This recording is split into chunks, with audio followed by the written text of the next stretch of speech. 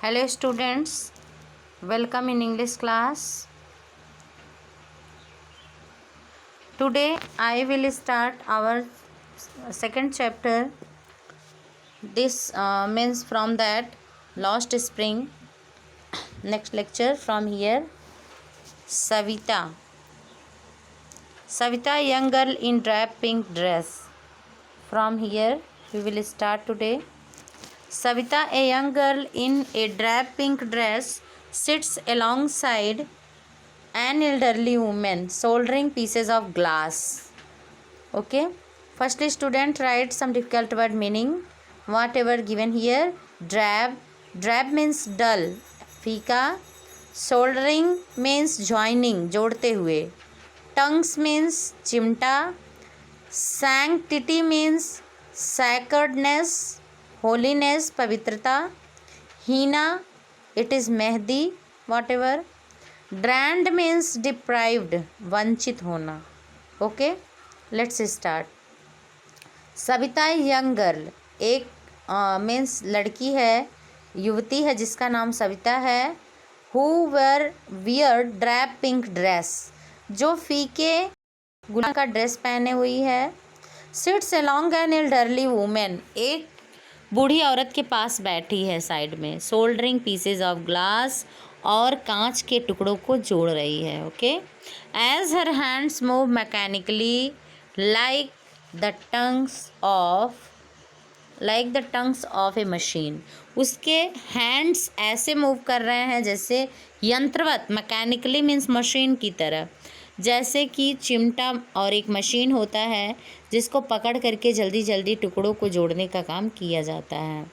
Glass की welding हो रही है. Okay, soldering. I wonder if she knows the sanctity of the bangles she helps make. Means he authors become wonder, आश्चर्य में पड़ गई कि she knows the sanctity means whatever she knows about the bangle or not.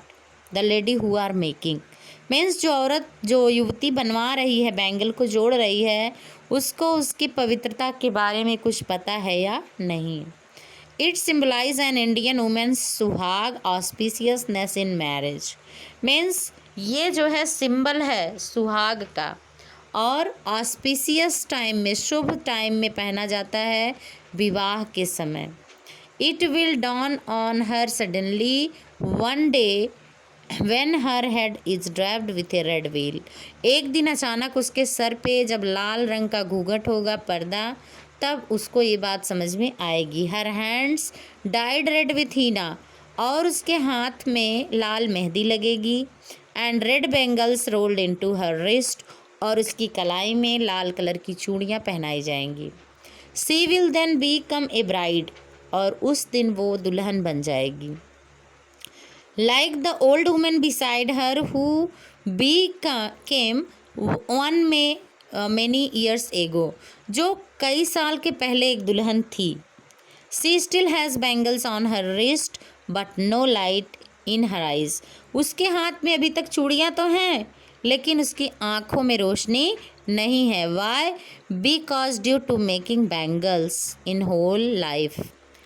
And some lines said by that women, एक वक्त शेर भर खाना भी नहीं खाया.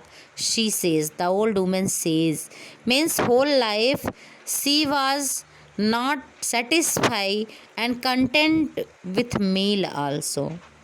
She says in a voice drained of joy, और इस तरह से वो बताती है कि वो आनंद से वंचित रही पूरे जीवन. Deprived, drained means okay. She has not enjoyed even one full meal in her entire lifetime.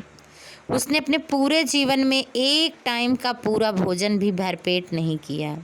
That's what she has रीप्ड, जिसकी कि वो हकदार थी खाने की, लेकिन उसको खाना भी नहीं मिला. यही उसकी कमाई थी. ओके.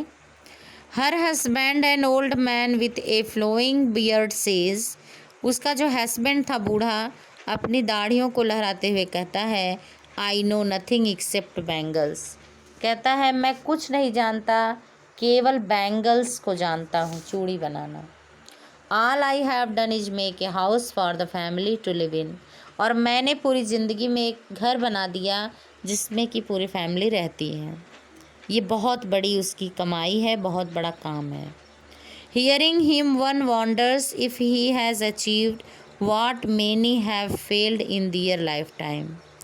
मीन्स उसकी बात सुन के लगता है कि बहुत से लोग अपने जीवन में कुछ भी नहीं कर पाते हैं, और बहुत से ऐसे हैं जिनके यहाँ पे क्या है, छत भी नहीं है। He has a roof over his head, उसके तो सर पे छत भी है। Okay, the cry, next page we are going to start. The cry of not having money to do anything except carry on the business of making bangles। हर घर में यही मतलब उनके पास प्रॉब्लम थी, इसीलिए क्राई कर रहे थे, उनके पास पैसे नहीं थे। Why? Because they has carry on the business of making bangles, and making bangles was not more profitable. They can satisfy with their meal and basic fundamental needs। okay, so not even enough to eat rings in every home। ना तो खाने भर का भोजन मिलता था और ना तो उनके पास सब अच्छा घर था रहने के लिए। Okay, the young man echo the lament of their elders, और वो यंग मैंस जो हैं वो भी अपने एल्डर्स की तरह ही रहते हैं और उन्हीं की तरह से वो अपना जीवन बिता रहे हैं। Little has moved with time it seems इन फिरोजाबाद, कुछ लोग जो है वहाँ से फिरोजाबाद में कुछ भी बदला नहीं है, सब कुछ जैसा का तैसा ही है। Nothing is moved. Okay, and there it seems in years of mind numbing toil have killed all initiative and the ability of dream. मस्तिष्क जो भी है स्तब्ध कर देने वाले वर्षों के परिश्रम ने उनकी सारी नेतृत्व क्षमता, स्वप्न देखने के सामर्थ्य को भी मार दिया। Means they can not see the dreams also because they have no any idea about. Okay, सपने भी नहीं देख सकते, ऐसे हो गए हैं वो, केवल बैंगल मेकिंग का ही काम उनके पास रह गया, दूसरे काम का इमेजिनेशन भी नहीं करते।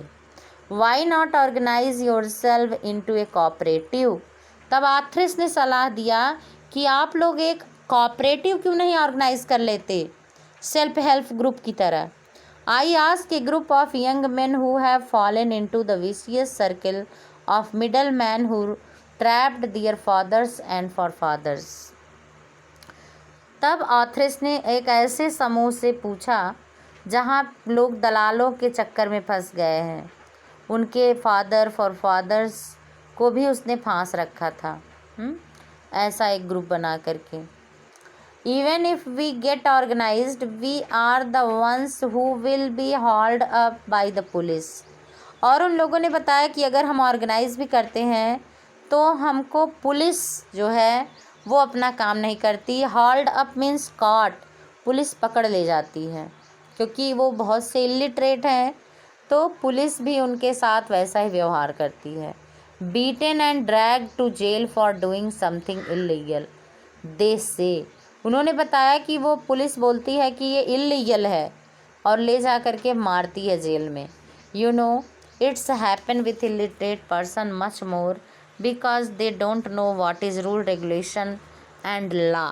सो their fathers, as tired as they are, they talk endlessly in a spiral that moves from poverty to apathy to greed and to injustice। और उन लोगों ने बताया उनके पिता भी उन्हीं के समान थके हुए हैं, वो भी कुछ नहीं करते और वे एक कॉइल में अंतहीन ऐसी बात करते जाते हैं जो गरीबी से, घृणा से, लालच से और लालच से अन्याय की ओर ले जाती है। Okay, means so their life become injustice। apathy means hatred, spiral means coil, कुंडली मारना, vicious means evil, बुराई, numbing means deadening, स्तब्धधारी, initiative means leadership, lament means दुख। okay students, you have to write difficult word meaning and read line to line। thank you class।